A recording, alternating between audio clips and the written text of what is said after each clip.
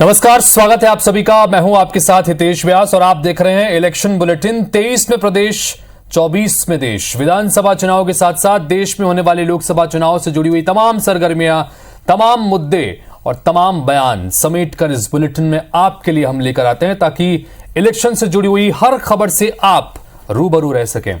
खास ही किसी एक विषय के साथ पर भी खासतौर पर हम चर्चा भी करते हैं। आज जिस विषय पर हम चर्चा करने जा रहे हैं वो जुड़ा हुआ है कांग्रेस के पूर्व राष्ट्रीय अध्यक्ष राहुल गांधी की संसद सदस्यता रद्द किए जाने के मसले को लेकर, जिस पर आज छत्तीसगढ़ के तमाम जिलों में कांग्रेस पार्टी के नेताओं की तरफ से प्रेस कॉन्फ्रेंस की गई है। साथ ही मशाल यात्रा, लोकतंत्र बचाओ मशाल यात्रा निकालने का भी फैसला किया गया है। कई जगहों पर यात्राएं निकली भी हैं।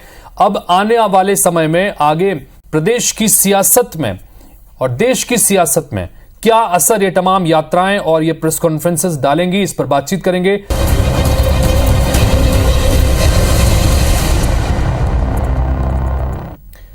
और अब बात करते हैं आज के मुद्दे की। सदस्यता पर बवाल, कांग्रेस का हल्ला बोल। राहुल गांधी की संसद सदस्यता खत्म होने के विरोध में सभी 33 जिलों में छत्तीसगढ़ कांग्रेस की तरफ से आज प्रेस कॉन्फ्रेंस कर केंद्र सरकार पर जमकर प्रहार किया गया। 11 जिलों में 11 मंत्रियों ने, जबकि 22 जिलों में विधायकों और अन्य नेताओं ने प्रेस कॉन्फ्रेंस की और राहुल पर हुई कार्रवाई का विरोध जताया। कांग्रेस नेताओं ने आरोप लगाया कि बीजेपी के शासनकाल में अडानी कैसे इतने अमीर बन गए, इसकी जांच होनी चाहिए। राहुल गांधी की बढ़ती लोकप्रियता से भाजपाई घबराए हुए हैं। कांग्रेस मंत्री और विधायकों की प्रेस कॉन्फ्रेंस पर बीजेपी ने भी पलटवार किया। यानी राहुल की सदस्यता खत्म हो गई लेकिन सियासी संग्राम जारी है। शनिवार को भी कांग्रेस राहुल पर हुए कार्रवाई के खिलाफ मशाल रैली निकालने जा रही है। लोकतंत्र बचाओ मशाल रैली इसे नाम दिया गया है। राहुल की सदस्यता पर बवाल और कांग्रेस के हल्ला बोल पर दोनों पक्षों से बातचीत करेंगे। हमारे साथ में संजय श्रीवास्तव जी जुड़ रहे हैं जो कि भारतीय जनता पार्टी के नेता प्रवक्ता हैं। साथ ही हमारे साथ में प्रमोद दुबे जी भी जुड़ रहे हैं जो कि कांग्रेस पार्टी के नेता प्रवक्ता हैं। आप दोनों का बहुत बहुत स्वागत है। आपसे चर्चा के सिलसिले को शुरू करें उससे पहले आज के मसले से संबंधित जो रिएक्शंस हमारे पास में आए हैं उसको आप पहले सुनिए।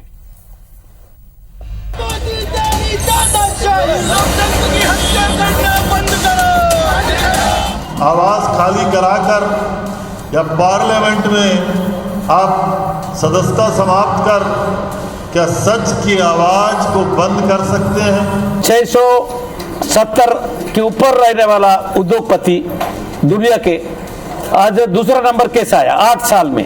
ये कौन सा जादू है? जिनको प्रजातांत्रिक तरीके से लोगों ने काम करने का मौका दे दिया है, अब वो किसी भी प्रकार के विपक्ष को सहना नहीं चाहते। आप तो माइक ही बंद कर देते हैं, बाहर बोलते हैं तो आप प्रेस को प्रभावित करते हैं, संसद में जाते हैं आप माइक बंद कर देते हैं। आखिर आप किस दिशा में राजनीति को ले जाना चाहते हैं? अब उन्होंने केवल ये कहा कि भाई मैं ये जानना चाहता हूं कि 20,000 करोड़ रुपया जो अदानी के कंपनियों में लगा है ये किसका है और इसके बारे में जानकारी दो। उसके बाद से ये पूरी लगातार कार्रवाई चल रही है।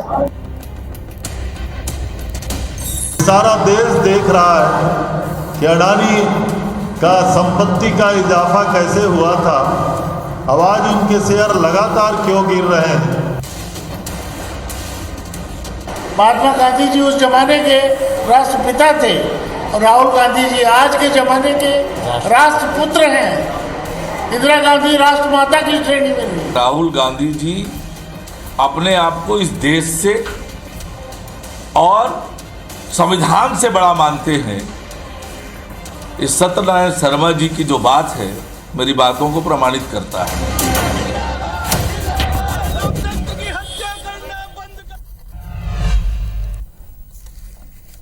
तो छत्तीसगढ़ के तमाम 33 जिलों में प्रेस कॉन्फ्रेंस के जरिए कांग्रेस पार्टी के नेताओं में, जिसमें मंत्री भी शामिल थे, सब लोगों ने मिलकर प्रेस कॉन्फ्रेंस की है और इस पूरे मसले को लेकर विरोध जताया है, अपने अपने स्तर पर बातचीत रखी है। तो भारतीय जनता पार्टी की तरफ से रिएक्शंस जो हमारे पास में आए वो भी आपने सुने।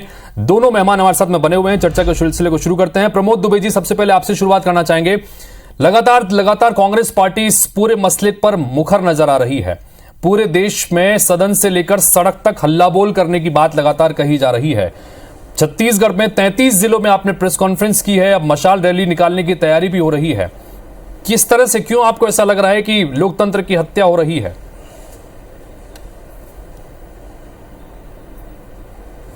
नहीं हितेश जी, सबसे पहले तो क्रोनोलॉजी को समझना पड़ेगा कि 13 अप्रैल को 2019 को राहुल गांधी जी कोलार में भाषण देते हैं। 16 अप्रैल 2019 को विधायक पूर्णेश मोदी गुजरात के सूरत में शिकायत करते हैं। 7 मार्च 2022 को शिकायतकर्ता अपने ही केस को हाई कोर्ट से स्टे की मांग करते हैं खुद। 7 फरवरी 2023 को राहुल गांधी जी मोदी अडानी जी के संबंध में लोकसभा में बात करते हैं। ठीक 16 फरवरी को शिकायतकर्ता गुजरात हाई कोर्ट से अपने स्टे को रिक्वेस्ट को वापस ले लेता है। 27 फरवरी 2023 को ट्रायल कोर्ट में सुनवाई फिर शुरू होती है। 23 मार्च 2023 को ट्रायल कोर्ट राहुल गांधी को दोषी ठहराते हैं और 2 साल की सजा देते हैं। अब हितेश जी, मैं आपके ऊपर कोई केस कर रहा हूं और उसे मैं स्वयं वापस ले रहा हूं और 2 साल बाद फिर से मैं उस केस को जागृत करना चाहता हूं, तो पहले किसने वापस लेने नहीं कहा और बाद में किसने राहुल गांधी जी के भाषण के केवल 9 दिन बाद वापस करने को कहा आपके केस को वापस कोर्ट में जिंदा करने के लिए? पूरी बात यह है कि 31 बिजनेसमैन जो भारत के 40,000 करोड़ रुपए से ज्यादा लेकर भागे, उनके बारे में अगर राहुल गांधी जी प्रश्न पूछ दिए और दो मोदी जी जिनको ओबीसी भी बना दिए, वो दोनों मोदी जी कह रहे हैं कि वो ओबीसी नहीं है, उनके कास्ट सर्टिफिकेट में ओबीसी नहीं है, लेकिन सारे ओबीसी लोगों को पिछले दरवाजे से ला करके इस प्रकार के भ्रम फैलाने का जो जाल भारतीय जनता पार्टी बूझ रही है। संजय जी, क्या कहेंगे इस पूरे आरोप के ऊपर कि भ्रम फैलाने का काम हो रहा है और राहुल गांधी की लोकप्रियता जिस तरह से बढ़ रही थी, वो सवाल सीधे सीधे कर रहे थे अडानी के मसले को लेकर, इसलिए डर कर ये कार्रवाई करवाई गई है? क्या कहेंगे इस पर संजय जी?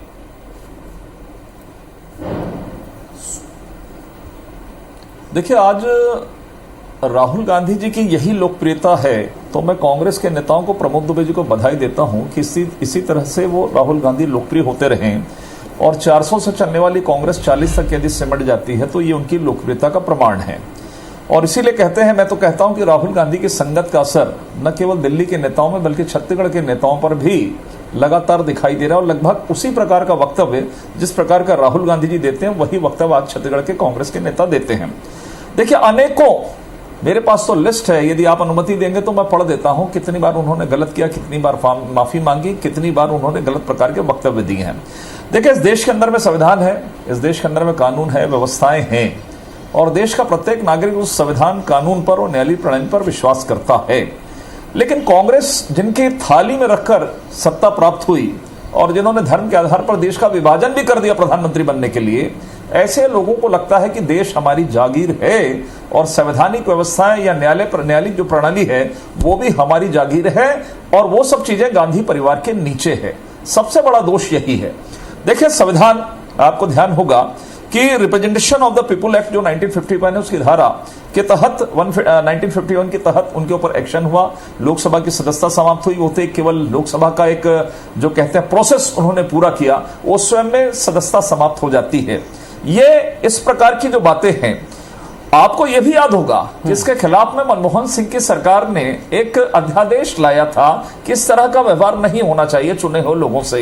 यही राहुल गांधी है, यही राहुल गांधी है जिनके बारे में आज कांग्रेस सत्याग्रह की बात कर रही है, उनको बहुत लोकप्रिय नेता कह रही है।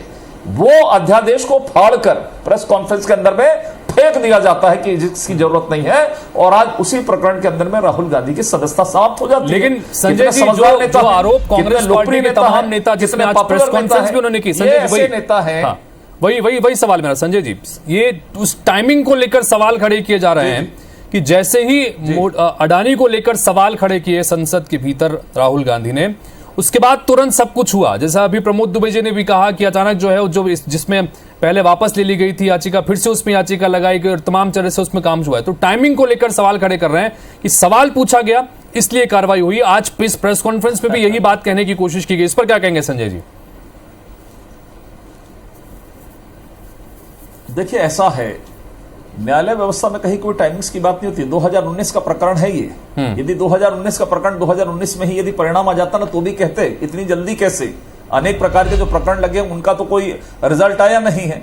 2019 में लगा हुआ ये प्रकरण जो कर्नाटक के संदर्भ में हुआ, उसके बाद 2022-23 में जाकर जिसका परिणाम आ रहा है, जिस पर डायरेक्शन हो रहा है, जिस पर कोर्ट ने निर्णय लिया है, मुझे लगता है अब ये समझ सकते हैं टाइमिंग से या ये टाइमिंग फिट करने की बैठ रहे हैं।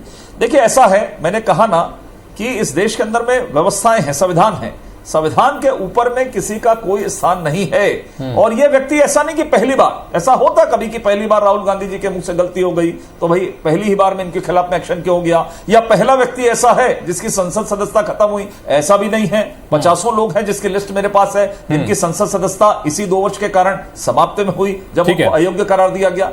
तो कुल मिलाकर कांग्रेस जो नाटक नोटक अब सत्याग्रह कर रहे हैं, उस पर आता हूं, उस पर सवाल करूंगा, उस पर आता हूं। प्रमोद जी पहले इस पर रिएक्शन आपका ले लूं। भारतीय जनता पार्टी कह रही है कि देश में संविधान से ऊपर कोई नहीं है, संविधान के ऊपर कोई नहीं है, संवैधानिक व्यवस्थाओं के संस्थाओं के ऊपर कोई नहीं है। अगर आप नियम तोड़ रहे हैं, अगर आप कानून तोड़ रहे हैं तो कानूनन उसके ऊपर कार्रवाई होती है। संविधान से ऊपर कोई नहीं है। फिर इस तरह की जो लगातार आप लोकतंत्र बचाने की बात कर रहे हैं, जो कार्रवाई हो रही है, इसके संदर्भ में क्या कहेंगे प्रमोद जी? नहीं तो हमने संवैधानिक कार्रवाई पर तो प्रश्न ही नहीं उठाया। हमने तो केवल इतना भारतीय जनता पार्टी के सम्मानीय नेताओं से पूछा कि अडानी जी से क्या संबंध है और 20,000 करोड़ कहाँ है, पहला चीज। दूसरा चीज, इस देश के लोगों का 31 बिजनेसमैन लोगों ने 40,000 करोड़ रुपया देश में भारतीय जनता पार्टी के माननीय प्रधानमंत्री जी से लेकर सारे मंत्रियों के सामने में लेकर के लूट करके इस देश को चल दिए। अब मान लो अडानी जी के बारे में 20,000 करोड़ के बारे में पूछना है तो हम देशद्रोही हैं। नीरव मोदी और ललित मोदी जी 13,600 करोड़ केवल 2 जन मोदी भाई लेकर भागे, उससे भी प्रश्न मत पूछो। वो दूसरे कास्ट के हैं तो उनको ओबीसी बताने का प्रयास कर रहे हैं। दूसरी चीज, अब आप ये बताइए कि जिसको आप 2019 को मैं कह रहा हूं कि ये चोर था, उसके बाद मैं 2023 को रिक्वेस्ट कर रहा हूं 16 फरवरी को कि नहीं भाई मुझसे गलती हो गई, मैं रिक्वेस्ट कर रहा हूं, मैं अपने केस वापस लेता हूं। राहुल गांधी के 9 दिन बाद केवल भाषण देने के बाद वो आदमी, जिस आदमी ने अपने शिकायत को किया था, वो वापस ले लिया। पूर्णेश मोदी जी जो गुजरात के हैं, क्या पूर्णेश मोदी जी जब पहले केस कर रहे थे तो उनको इस बात की जानकारी नहीं रही होगी? कोई आपने देखा है क्या ऐसा भारत में कोई दूसरा किस्सा?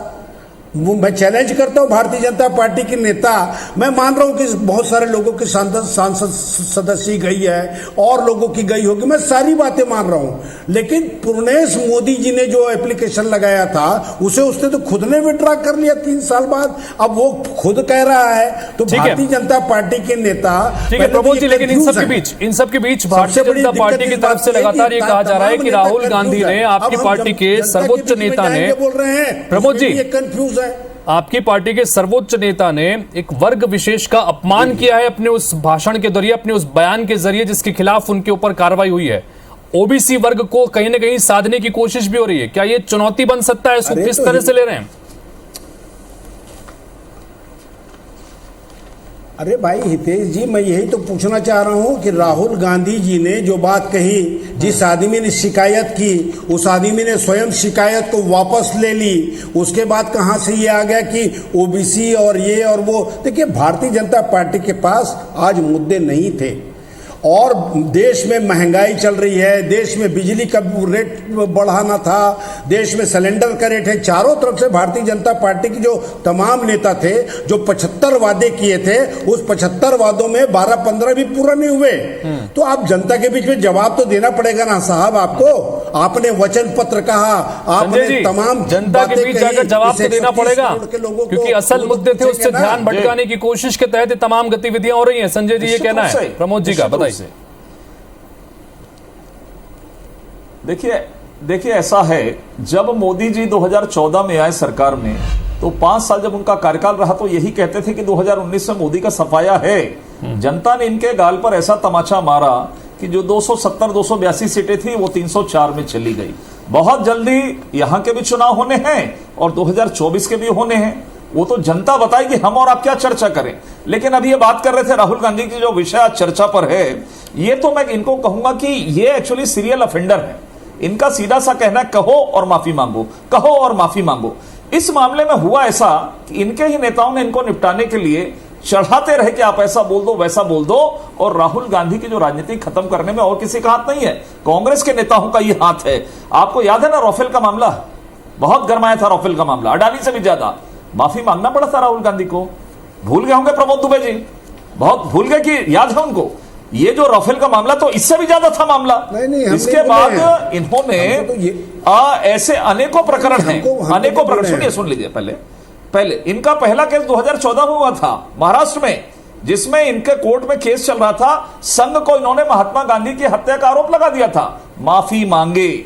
असम गुवाहाटी में भी इन्होंने किया था, वैष्णव मठ के बारे में उनके संघ के सदस्यों को प्रवेश नहीं करने दिया। बोलिए प्रमोद जी, बोलिए। गलत आरोप लगाया, माफी मांगा किसने? राहुल गांधी में। और यहां तक झारखंड की रांची में एक इन्होंने अपना कुछ बनाया नहीं, झारखंड को इन्होंने ये कह दिया कि भैया नहीं बनाया, ये जो है बेच दिया, ये पूरी तरीके से ये राज्य ही बेच दिया, इस तरह की चीजों में इन्होंने नहीं बनाया, सेल को बेच दिया। दूसरा गेल को नहीं बनाया इन्होंने, गेल को बेच दिया।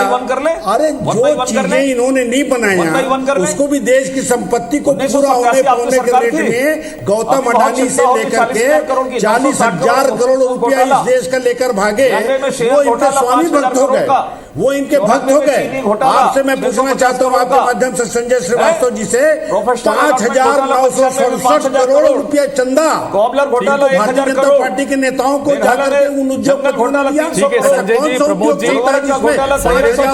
आप लोगों की तैयारी बड़ी जबरदस्त है, सारे आंकड़े आप लोगों के पास लिखे हुए हैं, लेकिन चूंकि यहाँ तक कि ठीक है संजय जी चंदा करते हैं। प्रमोद जी सुनिए ना, ऐसे जाकर के चंदा नहीं देते राजनीतिक पार्टियों। संजय जी, प्रमोद जी, आपकी तैयारी बड़ी जबरदस्त है, बड़े आंकड़े आप लोगों के पास में है। चूंकि हमारा ये बुलेटिन इलेक्शन बुलेटिन है, 2023 के विधानसभा चुनाव में क्या इम्पैक्ट पड़ने वाला है, ये सवाल मैं जरूर जानना चाहूंगा, चूंकि हमारे दर्शक खासतौर पर इलेक्शन के संदर्भ में इस बुलेटिन को देखने के लिए हमारे पास पहुंचते हैं।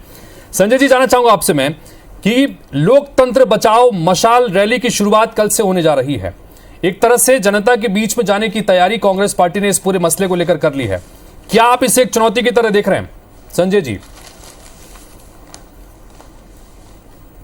देखिए ये बिल्कुल चुनौती नहीं है।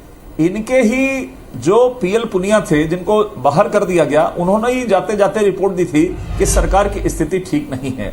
आज इन्होंने कहा कि शराबबंदी के मामले में इन्होंने कहा क्या कि नहीं होगा। देखिए दिक्कत यह है, आज कांग्रेस का आम जनता से कोई मतलब नहीं। इनका सत्याग्रह किसके लिए हो रहा है? देश के लिए नहीं हो रहा है, किसी मुद्दे के लिए नहीं हो रहा है। राहुल गांधी का कैरियर कैसे बच जाए, राहुल गांधी को कैसे नेता बचाए, इसके लिए सत्याग्रह हो रहा है। इससे यदि प्रदेश के अंदर में जो अंधकार है ना, ये मशाल रैली निकालने वाले हैं। अरे उस अंधकार को दूर करने के लिए मशाल रैली निकालते तो शायद प्रदेश का कुछ भला हो जाता। निगरानी समिति बनाने वाले हैं। वो जो है ना भ्रष्टाचार हो रहा है, जिसका मोहन मरकामनी जी ने जो सदन के अंदर में कहा है, यदि उस पर निगरानी समिति बना दे तो प्रदेश बच जाए। कंट्रोल रूम बनाने वाले हैं, जो अपराधी घूम रहे हैं ना, उनको कंट्रोल करने के लिए मशाल रैली से किस तरह का मैसेज जनता के बीच देने की तैयारी कांग्रेस पार्टी की? प्रमोद दुबे जी, सरकार की रवानगी तय है कि हितेश जी, मैं आपको बताऊं, इस प्रदेश के 2.5 करोड़ लोगों के दिलों में वैसे भी मशाल जली हुई है, और प्रकाश देने का काम भूपेश बघेल जी ने 36 वादे जो किए थे ना, उसमें से 34 पूरा कर दिए। ये तो 14 नेता 14 चूल्हा वाले लोग सोचे, जिनके घर में नंद कुमार साय जी जैसे लोगों को गाली दे देते हैं, जो आती है पुरेंद्र जी उनको बाहर कर देते हैं। तो इतने गुटबाजियों के बीच में हमें कोई लेने देने नहीं है, हमें कोई लेने देने नहीं है इनसे। लेकिन आज भी जनता जानती है कि भूपेश है तो भरोसा है, भरोसे का नाम भूपेश है। इसलिए पूरी जनता जो है आप तो 20 क्विंटल धान से लेकर शहर के नियमितीकरण तक को ध्यान रखती है, और गाय के नाम पे ठगने वाले, तो सदस्यता पर बवाल की स्थिति है। कांग्रेस ने हल्ला बोल के शुरुआत की, 33 जिलों में प्रेस कॉन्फ्रेंस करके अपनी बात रखी है। केंद्र सरकार पर और भारतीय जनता पार्टी पर जमकर निशाना साधा गया। तो दूसरी तरफ भारतीय जनता पार्टी की तरफ से भी कहा कि देश में संविधान से ऊपर कोई नहीं है, लिहाजा संविधान और संवैधानिक व्यवस्थाओं के तहत अगर उसके खिलाफ कोई काम करेगा तो कार्रवाई होगी। बहरहाल ये तय है कि इस मसले को लेकर आगे कई तरह की और बयानबाजी, कई तरह की और चीजें भी देखने को मिलेंगी। फिलहाल आप दोनों का बहुत बहुत शुक्रिया इस चर्चा में शामिल होने के लिए, अपनी बात रखने के लिए। तो इसी के साथ फिलहाल इस बुलेटिन में इतना ही। नमस्कार।